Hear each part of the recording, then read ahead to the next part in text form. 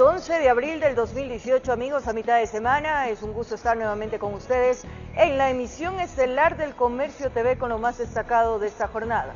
Noticias lamentables en ese día miércoles. Aquí iniciamos.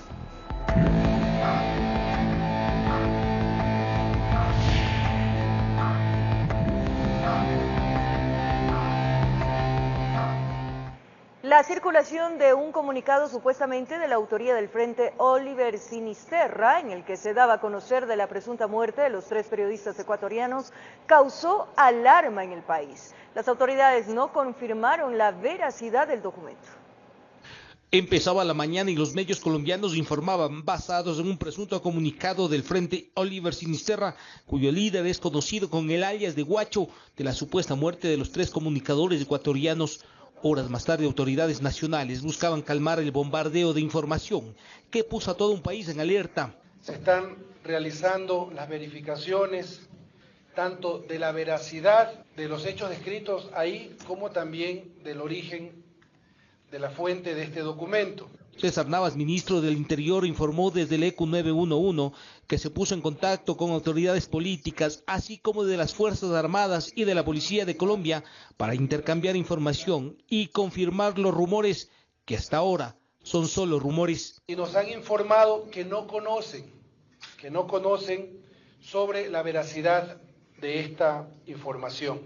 Al mismo tiempo reiteró que ni Fuerzas Armadas ni la policía han operado en la zona de frontera, esto como medida para precautelar la vida de los 3 comunicadores. Queremos desmentir que de parte del Ecuador, de nuestras Fuerzas Armadas, de nuestra Policía Nacional, se hayan realizado operaciones ofensivas en la zona. Mientras desde Colombia el ministro de Defensa de ese país ratificaba que el comunicado que estalló como bomba en las 2 naciones carecería de veracidad. Hemos hecho el análisis de inteligencia de ese texto que aparece firmado por un supuesto Frente Oliver Sinisterra de las FARC-EP y no hemos podido encontrar ningún elemento que permita afirmar que es auténtico. Así, Luis Carlos Villegas ratificó la voluntad de su país para trabajar de manera coordinada y negó que la fuerza pública haya incursionado en la zona de frontera. No ha habido ni desembarcos ni acciones especiales que no sean de conocimiento y en coordinación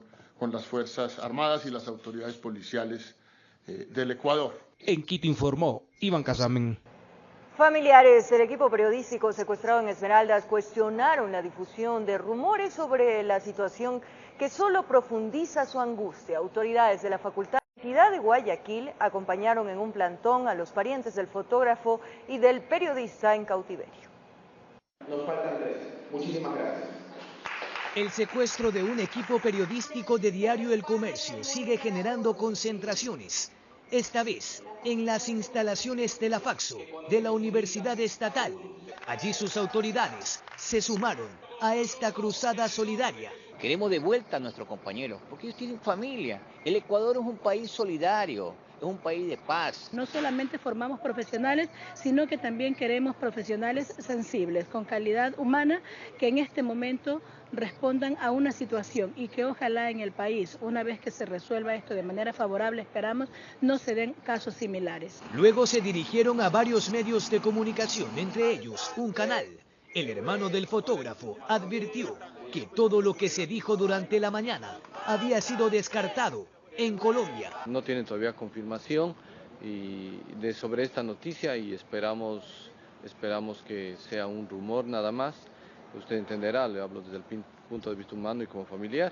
Por ello acudirán a la Cumbre de las Américas en Lima, Perú, pues buscan exponer todas sus demandas. Al gobierno colombiano exhortarle que se pronuncie.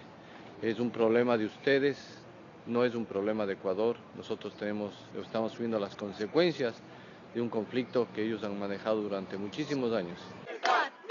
Y que no piensan claudicar en su consigna. Nos faltan 3, pero sobran las adhesiones, informó Jorge Escobar. El presidente Lenín Moreno ha propuesto una agenda intensa para conversar con los diferentes actores respecto a la situación en la frontera norte. Este miércoles 11 de abril la cita fue con los representantes de la Iglesia Católica y el cuerpo diplomático. Por segundo día consecutivo, el Palacio de Carondelet fue el sitio en donde se llevaron a cabo varias reuniones con el objetivo de tratar el tema de la frontera norte. En primera instancia, la cita fue con los representantes de la Iglesia Católica. El señor presidente nos ha manifestado su preocupación tan grande, la suya y la de todo su gobierno, por poder rescatar a estos rehenes periodistas vivos y salvos, y que están dispuestos a cualquier sacrificio para rescatarlos. A decir de Monseñor Eugenio Arellano, presidente de la Conferencia Episcopal, Moreno no escatima esfuerzos para que los 3 colegas comunicadores que están secuestrados sean liberados y regresen con vida a sus hogares. También nos ha pedido en la Iglesia que les demos una mano en lo que nos pidan, si nos es posible. Pero más tarde el primer mandatario se reunió con el cuerpo diplomático, en donde también se refirió al tema, calificándolo, como ya lo ha hecho anteriormente, de extremadamente sensible. Por estos criminales han sido secuestrados y, claro, sus exigencias son varias. Estamos considerando la posibilidad de... Bueno, estamos considerando varios escenarios. Ustedes entenderán que hay temas de los que debe guardarse privacidad, pues, y no se los puede exponer al público. Pero estamos considerando los escenarios para que ellos vuelvan sanos y salvos. Explicó a los embajadores que Ecuador procura combatir el tráfico de droga y que el secuestro de Javier, Paul y Efraín es un problema del mundo. Así, hizo un llamado a que los países que tienen experiencia en estos asuntos apoyen al Ecuador. Por supuesto, estamos en contacto permanente con nuestro hermano país de Colombia, con su presidente, con su canciller, con los miembros de sus Fuerzas Armadas, para poder, de manera coordinada, recibir nosotros un asesoramiento de quienes tienen bastante más experiencia que nosotros en el tema de tratar este conflicto. Y por supuesto también les requerimos el apoyo de las grandes potencias para que nos den la mano en esto. En Quito informó Andrea Orbe. Mediante comunicados informa que en Esmeraldas, en el sector San Rafael, se habría encontrado material explosivo oculto entre la maleza. Personal de la Dirección General de Inteligencia realizaron una inspección, localizando 3 cajas de cartón y un saco de yute, en cuyo interior había varias cápsulas de emulsiones encartuchadas en láminas de plástico color blanco. Autoridades aseguraron el lugar para que el personal de criminalística procedan a recabar las evidencias. Posteriormente, este material fue trasladado e ingresado a las bodegas de la Policía Judicial con las respectivas medidas de seguridad y cadena de custodia. Efectivos revisaron la zona y descartaron más explosivos.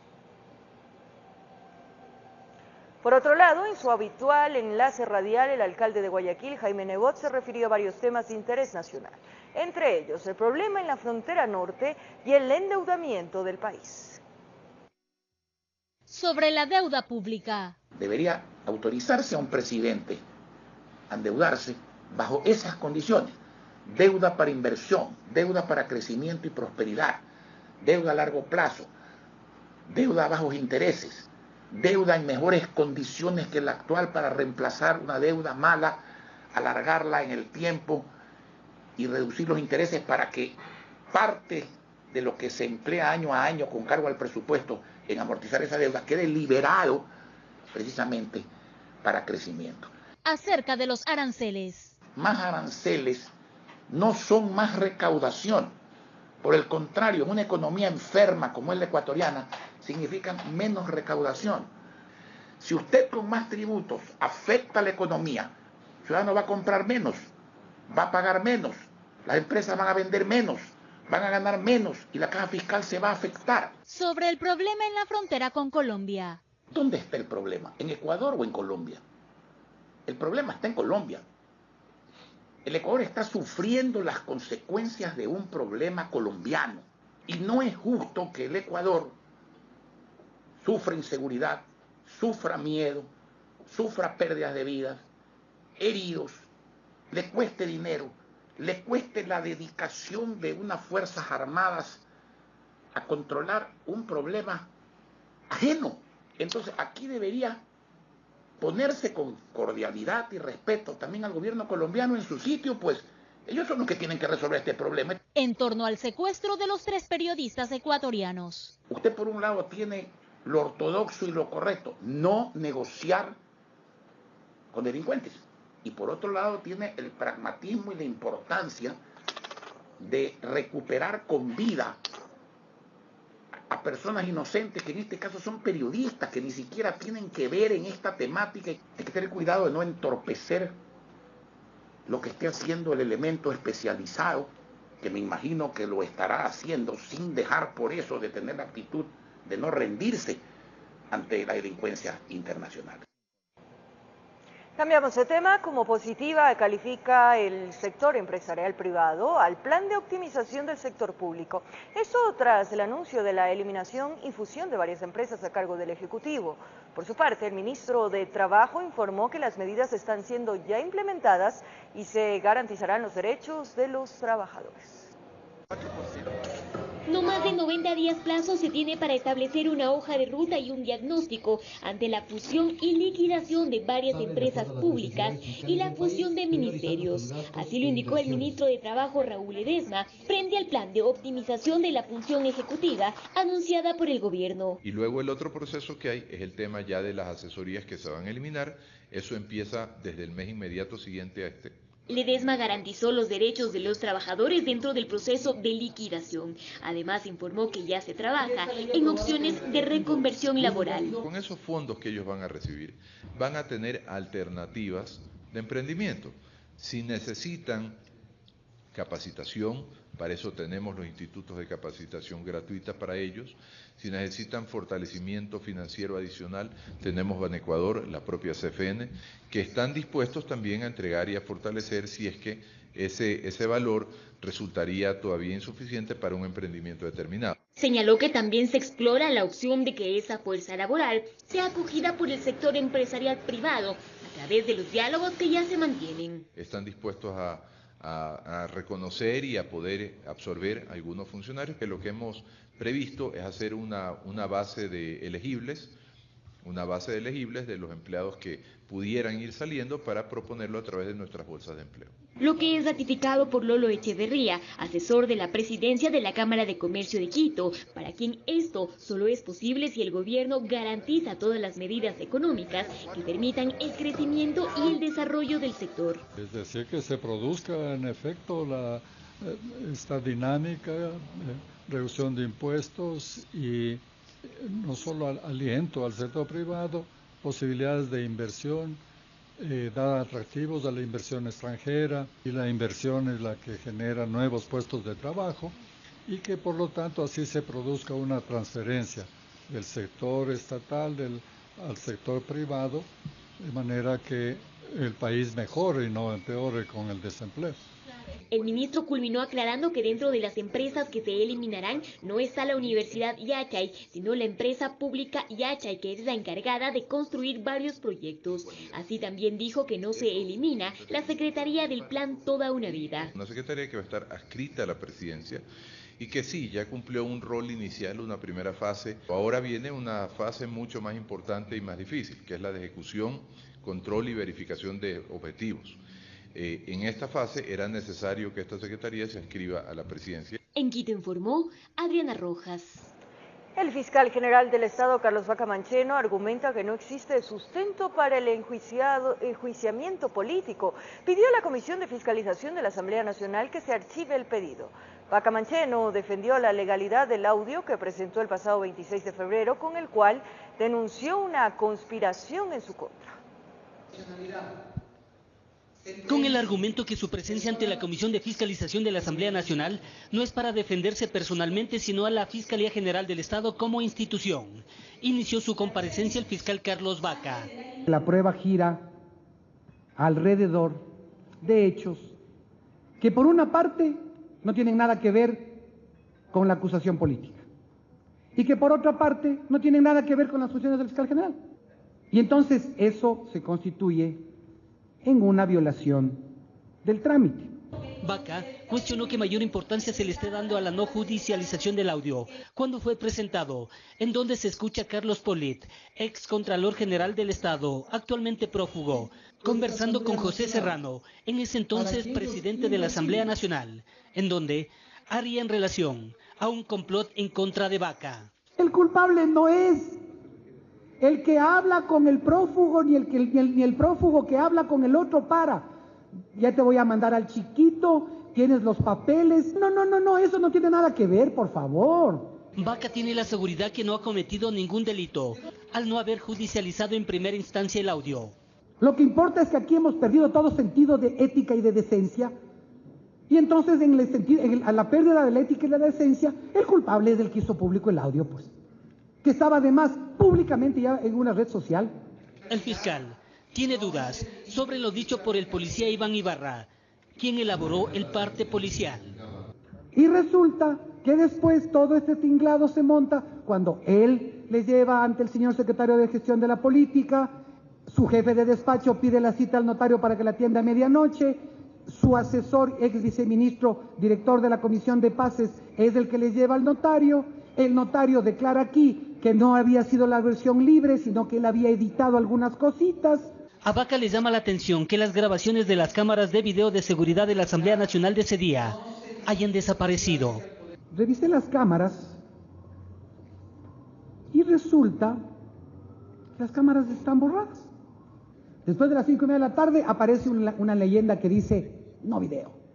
Y qué interesante es todo esto cuando ese es el acceso, ustedes son asambleístas, han entrado todos los días acá, saben cómo funciona, ese es el acceso principal por el cual se toman las gradas que te permiten llegar al despacho de la presidencia de la Asamblea Nacional. Tras su testimonio que duró casi 5 horas, el fiscal efectuó un llamado a los asambleístas. La decisión que ustedes tomen, expresamente solicito, sea la del archivo de este juicio o de este trámite de juicio político. En la Comisión de Fiscalización se generaron diferentes reacciones. Porque aquí no se trata de apoyar a nadie, ni con Vaca ni con Serrano. Quien haya actuado mal tiene que responder ante la justicia, tiene que responder ante el país. ¿Cómo puede existir imparcialidad en investigación de hechos de corrupción de los 10 años del gobierno anterior? Cuando usted fue parte de eso, pues. Informó Héctor Romero. Héctor Vanegas, abogado del exministro Iván Espinel, aseguró que el trámite de la acusación al exfuncionario por el presunto lavado de activos violenta el debido proceso, al no ajustar la sanción con la época de cometido el supuesto delito. Que la Fiscalía pretende aplicar un código, esto es el Código Orgánico Integral Penal, por delito de lavado de activos, por una supuesta infracción cometida en mayo del año 2014. Esto significa que la ley que tiene que aplicarse es la ley de activos de esa época. Todo lo que todos los organismos señalen son solo presunciones. Eso tiene que ser desvirtuado. Y obviamente tenemos derecho a revisar la documentación. Y este miércoles inició la audiencia preparatoria de juicio por el presunto delito de peculado en las investigaciones que se llevan en el caso Petroecuador. Miguel Revelo es el nuevo abogado de Carlos Pareja Llanuselli, quien mencionó que el cambio en su representación está enmarcado en su derecho a la defensa.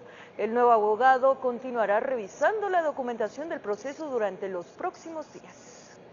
La hipótesis planteada por el señor fiscal la semana anterior no es sustentable por cuanto se está ejerciendo un derecho. Pues estamos avanzando, estamos trabajando alrededor de 14 a 16 horas diarias, pero queremos colaborar con la justicia y queremos darle una defensa técnica a don Carlos Pareja. Retomamos la información referente al secuestro de los periodistas de Diario El Comercio porque organizaciones periodísticas en el Ecuador, Colombia y los Estados Unidos hicieron un llamado a los gobiernos de Lenín Moreno y de Juan Manuel Santos para que trabajen activamente en la liberación de los 3 ecuatorianos secuestrados hace más de 15 días. Los periodistas de Fundamedios, Reporteros Sin Fronteras, Fundación para la Libertad de Prensa y el Comité para la Protección de Periodistas hicieron público un documento con 6 planteamientos en los que, entre otras cosas, critican la forma en la que los gobiernos de Colombia y Ecuador han manejado la información pública sobre esta situación particular. Queremos respuestas sobre el paradero y la situación real de los periodistas y del conductor del equipo periodístico de Diario El Comercio. Y eso también resaltaron otros gremios periodísticos ecuatorianos. Las autoridades del gobierno nacional no están observando lo que dicen los artículos 18 y 91 de la Carta Fundamental Ecuatoriana, en donde dice que los ecuatorianos tenemos derecho y acceso a la información pública. Queremos saber cómo están nuestros compañeros. Los organismos coinciden en que es fundamental el trabajo en conjunto entre Ecuador y Colombia para poder lograr el rescate de los compatriotas secuestrados. Se han generado unas atmósferas de que el problema está del otro lado de la frontera de manera mutua por parte de los dos gobiernos, y esto de un lado no contribuye a sobrellevar la difícil situación tan... Aplauden que los presidentes de ambas naciones tengan agendado un encuentro en la Cumbre de las Américas a celebrarse al final de la semana en Lima. Pero esa reunión debería tener resultados concretos y debería tener también información concreta. A la cumbre también asistirán los familiares de los ecuatorianos secuestrados en busca de apoyo internacional frente a la ambigüedad de la situación de sus seres queridos. Está confirmada una reunión con el relator especial de libertad de expresión, Edison Lanza. Estamos buscando un espacio para que se reúnan con el secretario general Luis Almagro y van a tener reuniones también con expresidentes de las Américas. La reacción de los periodistas ocurre luego de que se divulgara un comunicado en el que el grupo disidente de las FARC, Oliver Sinesterra, afirmara que los ecuatorianos secuestrados habrían muerto. Dicho documento está siendo verificado por el gobierno nacional. En tanto, el régimen cafetero dijo no encontrar elementos que permitan afirmar que el comunicado es auténtico, informó Carolina Basante. Es momento de nuestra primera pausa y al volver mucha atención con esta información, lamentable también, porque en el sector de Guamaní una niña de apenas 5 años de edad habría sido asesinada por su propia madre. Y en un terreno baldío en el sector de Llano Grande, al norte de Quito, fue encontrado el cuerpo de una mujer. Los detalles en breves minutos aquí en la emisión estelar del Comercio TV. Estamos de vuelta, amigos, y como lo anunciamos, en el sector de Guamaní, una niña de apenas 5 años de edad habría sido asesinada por su madre, quien luego supuestamente intentó acabar con su vida. La pequeña fue encontrada en la cama junto a la progenitora, quien se recupera en una casa de salud. La barriada estaba triste, no era para menos. A diario veían a la pequeña Maite correr por el pasaje en compañía de otros pequeños. La noticia que en el interior de este domicilio se dibujaba un cuadro de dolor que muchos se negaban a creer se regó rápidamente en el sector de Guamaní Alto. A voz baja los vecinos comentaban que mamá supuestamente asesinó a su propia hija. Es para nosotros una pena bien grande porque la niñita era tan clemente porque tenía una tiendita. Todo sucedió en horas de la noche. Presuntamente la madre con su hija de 5 años se habría encerrado en el dormitorio. Los parientes cercanos, quienes viven en la misma casa, al ver que no aparecían, buscaron saber lo que pasaba. La puerta estaba con seguro, algo andaba mal, pidieron ayuda a la policía. Los uniformados tuvieron que romper la seguridad para poder ingresar. Tenemos dos indicios importantes, 2 cuchillos en el interior de la escena, los cuales habrían sido utilizados posiblemente para este evento. La pequeña ya no respiraba, presentaba 2 cortes en sus muñecas. Las heridas le habría provocado su propia madre, mientras la mujer aún tenía signos vitales. De emergencia fue llevada a una casa de salud. Los galenos lograron estabilizarla. Supuestamente intentó suicidarse cortándose las venas. Ella está con un pronóstico reservado, pero fuera de peligro. Tenemos una carta exculpatoria. Aparentemente todo respondería a un problema de pareja. El padre de la niña y esposo de la supuesta responsable del crimen de la pequeña se habría ido de casa. La posible motivación de esta muerte es de carácter sentimental. Un hecho que para los vecinos fue duro asimilar. En medio de la indignación y dolor al mismo tiempo, más de uno elevó una oración por el descanso eterno del alma de la pequeña Maite. Duele muchísimo de la niña que era bien inteligente, bien vivísima, era la niñita. Y duele como madre. La niña ya no jugará más con sus amiguitos en el pasaje La Dolorosa. Se fue sin despedirse, no alcanzó a decirles chao. Problemas de grandes, donde la más pequeña se embarcó en el viaje de la eternidad. En Quito informó Iván Casamen. En un terreno baldío en el sector de Llano Grande, al norte de la capital, fue encontrado el cuerpo de una mujer. El presunto responsable fue detenido por los agentes de la DINASET. El crimen respondería a un nuevo caso de femicidio. Los moradores del barrio El Carmen de Llano Grande están seguros que aprovecharon que el lugar es desolado y oscuro para cometer el delito. Esta señora salió para ir donde la suegra y cuando su hijo alumbró con la linterna, la luz reveló que había una persona tendida entre la hierba. A lo que yo miro y mi hijo alumbra el celular Vimos que era el cuerpo de una persona y justo le alumbra a mi hijo a la cara y le vemos la señora que está hecho el corte en el cuello. Avisó a la parentela, salieron con linternas de celulares para verificar la novedad. Lastimosamente la silueta develaba un horrendo hecho, una mujer con un corte profundo a la altura de la yugular, prácticamente dando su último suspiro. Como parecía que todavía palpitaba esta parte de aquí, pensé que estaba viva, le digo a mi hijo que vaya a avisar breve a la familia de la casa, a mi cuñado, a mi suegro, que por favor vengan.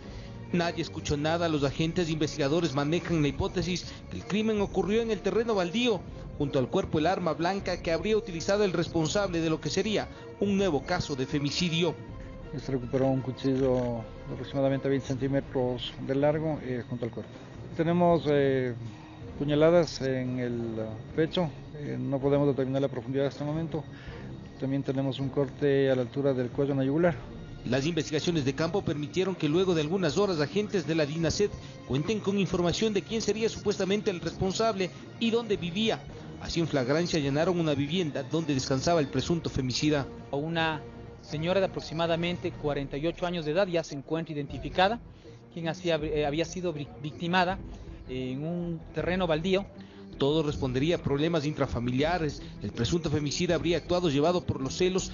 En la casa allanada encontraron algunas evidencias que aparentemente lo vincularían con el hecho de sangre. Hay una relación de carácter sentimental entre la víctima y el victimario. Es lo que nosotros hemos podido conocer. Es una relación de aproximadamente unos 5 años. Un caso que la policía logró resolver en su campo de investigación en 12 horas. En Quito informó Iván Casamen. Y una menor de edad recibió una puñalada por parte de su conviviente. La agresión se produjo en un populoso sector del noroeste del puerto principal. La menor tiene 14 años y convive con un joven de 20. Durante una acalorada discusión, ella recibió una puñalada en la pierna por parte de su amado, de quien se dice se encontraba en estado etílico. Dice que llegó borracho y ha pasado un señor vendiendo coco y porque mi hija no la ha querido comprar porque él no le dejó plata, por ahí empezó la pelea. En estos momentos la Fiscalía ha ordenado el reconocimiento médico legal a la adolescente para poder determinar el tiempo de incapacidad. La Policía Nacional detuvo al supuesto agresor y lo puso en manos de la Fiscalía para el respectivo procedimiento a seguir. Sería lesiones de violencia intrafamiliar, cuya pena es aumentada en 1/3 porque se trata pues de una violencia de género. O sea, peleas siempre han tenido, pero hoy día llegó a mayor parte a herirla. Con el cuchillo de cocina. Tiene 15 centímetros, escuché, de profundidad. De ancho, de longitud, no sé porque no hablé con el médico. Los adolescentes llevan 1 año y medio viviendo juntos, no tienen hijos en común y ahora, tras el ataque, ella ya no quiere saber nada de él. Informó Jorge Salazar. Recorremos el país. En Pastaza, una persona de sexo masculino que viajaba en una moto sin protección falleció tras accidentarse aparatosamente. Según la Policía Nacional, el trágico hecho se produjo por el exceso de velocidad y el consumo de alcohol. Un motociclista que aparentemente perdió el control del liviano vehículo se estrelló contra un tótem metálico de seguridad en una de las calles principales del barrio obrero de Puyo, por lo que se presume que habría salido volando y cayendo metros adelante pesadamente, golpeándose su cabeza, por lo que murió de contado. Ahí ya nos dimos cuenta prácticamente que ya había ausencia de signos y no había respuesta a ninguna de vida para poder iniciar una resucitación.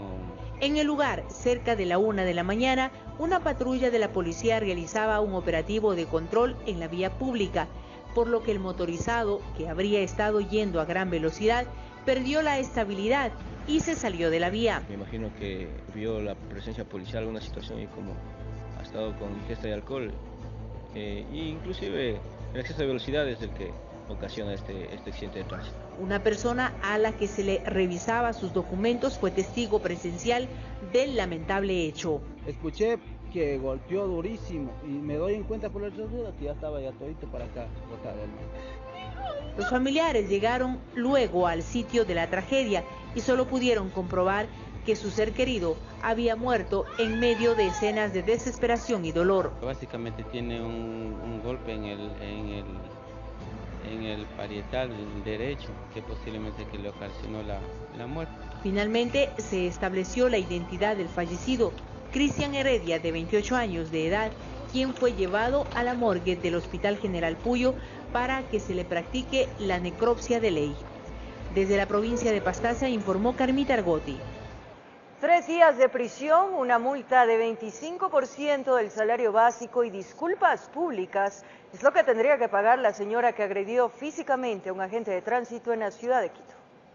Esta agresión que recibió un agente de tránsito por parte de una dama ocurrió el día martes 11 de marzo al norte de Quito, cuando los agentes de tránsito se encontraban realizando un control de documentos a los vehículos. En el momento de verificar los documentos, la señora no aporta lo que es la licencia de conducir, e igualmente la matrícula se encuentra caducada. Entonces se le dice que vamos a ingresar el vehículo porque la matrícula se encuentra lo que es caducada. En un instante la señora se altera. Según relata el agente Rommel Padilla, de 31 años, él se encontraba en el piso por el impacto que habría recibido con el auto al momento que la señora trataba de irse del lugar, siendo en ese instante que recibe la agresión. Caigo, la señora baja del vehículo y inmediatamente sigue dándome golpes. A decir de Julio Puga, director de la Agencia Metropolitana de Tránsito, estos hechos no son aislados. En el 2017 se registraron 28 agresiones a agentes y en lo que va del 2018 ya habrían 9 denuncias de agresiones a agentes de tránsito.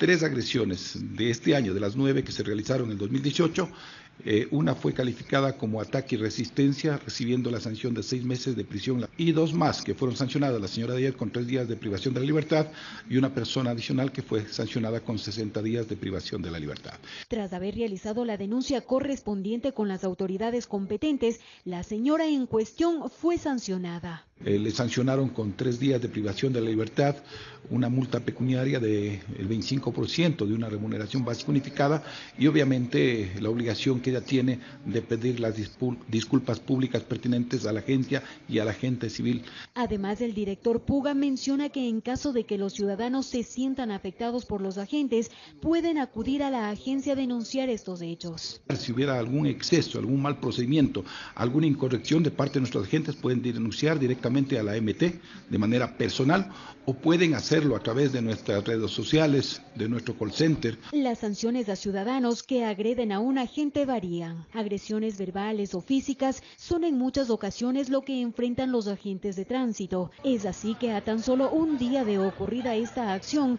un nuevo incidente se registró con una mujer agente de tránsito que, según las imágenes, fue agredida por una señora.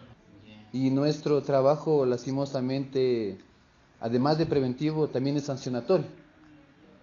Eso, y a la gente no le gusta esas razones, y por esa razón decidimos lo que son agresiones verbales, empujones, o hasta incluso como el día de ayer, golpes. Informó Patricia Aldaz. El Ministerio de Finanzas recibirá recursos de empresas públicas por más de 120 millones de dólares. Ese capital entregado al Estado estaría enmarcado dentro del programa de perfeccionamiento empresarial, que se encuentra integrado por el Programa Económico del Gobierno Nacional. Producto del cierre y venta de bienes de Cementera Nacional EPSE, hoy el Ministerio de Finanzas recibió 8.6 millones de dólares. Con esto se afirmó se brindará mayor liquidez al Estado ecuatoriano. Este plan de perfeccionamiento empresarial empezó ya hace 5 meses y tenemos resultados a la vista. De igual forma, CNT inició con la entrega programada de 100 millones de dólares. Esto se debería a los excedentes percibidos por esta empresa pública durante el año 2017. Según se dijo, el desembolso se hará en 10 meses, con aportes de 10 millones de dólares. En el 2017, nuestros ingresos fueron de 920 millones de dólares, de lo cual se tuvo una utilidad de 160 millones de dólares.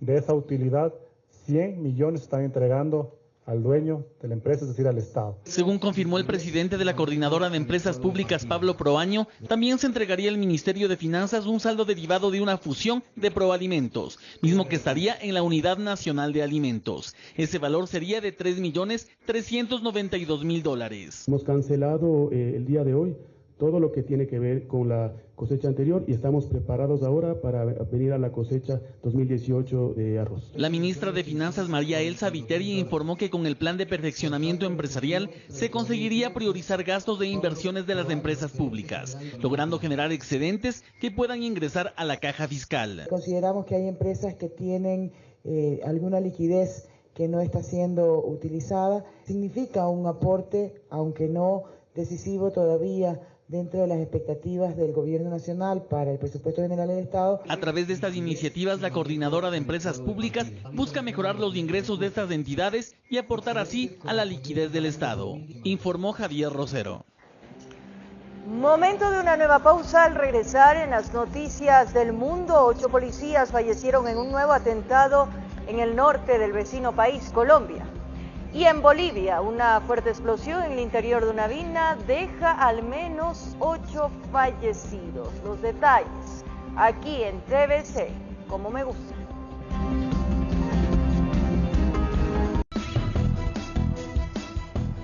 Es momento de despedirnos, amigos, recordándoles que nos faltan 3 y los queremos de vuelta ya. Un abrazo grande para todos, descansen.